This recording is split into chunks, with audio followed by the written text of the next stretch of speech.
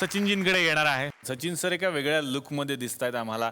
प्रोमोजमधून औत्सुक्य वाढत चाललेलं आहे की सचिन सरांची भूमिका काय, सगळ्यांना जाणून घ्यायचं की काय आहे भूमिका. ज्या भूमिकेला ज्या माझ्या वसंतरावांना मी माझ्या लहानपणापासून पाहत आलेलो आहे, ज्या भूमिकेत ती भूमिका आपल्याला करता येईल का.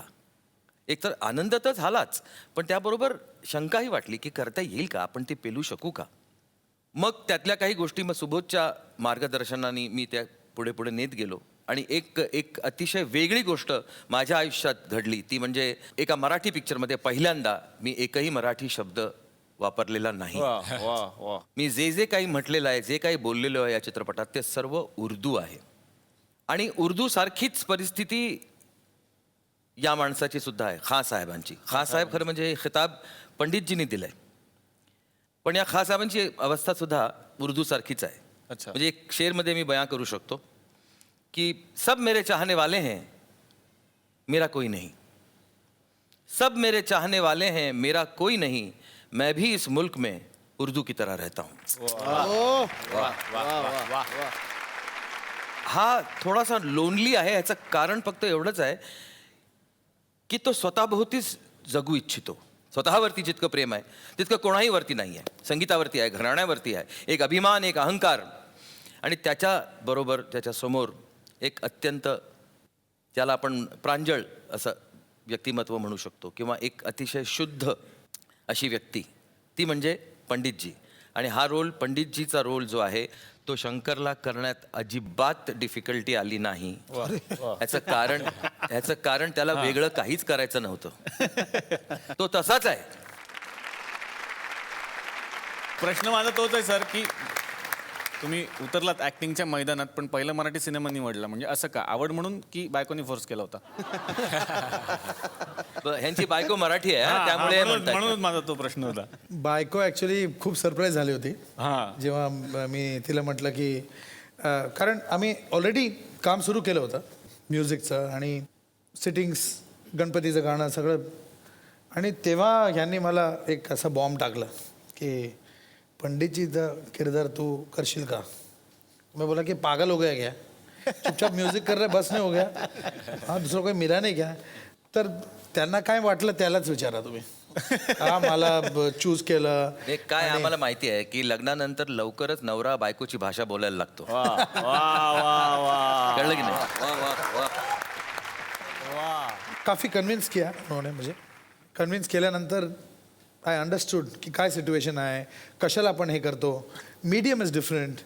आणि माझ्या आयुष्यात असं एक चान्स म्हणजे एक म्युझिशियन, क्लासिकल सिंगर, आणि ते म्युझिशियनचे जे कॅरेक्टरिस्टिक्स आहेत, I can relate to that very well. म्हणजे एक प्युअर म्युझिशियन, ऑनेस्ट, आणि संगीताशिवाय काय त्यांना सुचत नाही. बाय द वे, बायकोचं नाव संगीता आहे. ओ वा वा वा वा.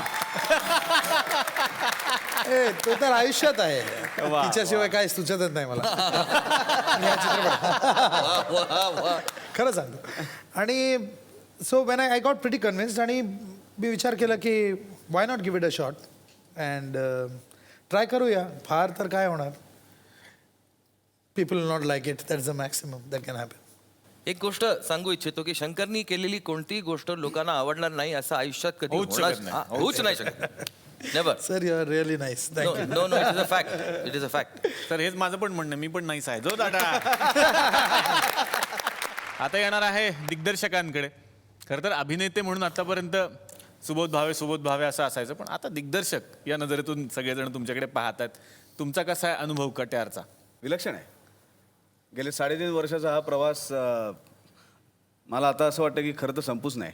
म्हणजे काम संपायला आलं की लोकांना आनंद होतो ना की चला काम संपलं, आता आपलं पिक्चर रिलीज होणार. मला दुःख होत आहे काम संपलं म्हणजे आता ही मंडळी मला रोजच्या रोज भेटणार नाहीत, यांच्याबरोबर माझ्या गप्पा होणार नाहीत. एकदम पॉज येतो ना एखादी गोष्ट घडल्यानंतर, तशी काहीतरी माझी अवस्था झाली की एक काम संपलंय आता रोज मी छळणार कोणाला फोन करून अहो शंकरजी ते गाणं कधी देत आहे हे हा फोन कोणाला करणार. कदाचित इतका आनंद घेतल्यानंतर एक पॉज खूप आवश्यक असतो पुन्हा पुढची इनिंग खेळण्यासाठी. कदाचित हा तसा पॉज असेल. जे नाटक बसवत असताना म्हणजे पहिल्यांदा मी आभार मानीन राहुल देशपांडेचे, माझ्या मित्राचे, कारण त्यांनी जर कट्यार काळजात घुसली या नाटकासाठी मला विचारलं नसतं तर इतका आनंददायी सोहळा आम्ही आज साजरा करू शकलो नसतो. त्यामुळे राहुलने विचारलं, त्यांनी मला दिग्दर्शन करशील का नाटकाचं, कविराज करशील का असं विचारलं. त्यामुळे मी त्या संगीत नाटकाशी निगडीत झालो आणि त्याच्यानंतर पुढचा हा सगळा प्रवास सुरू झाला.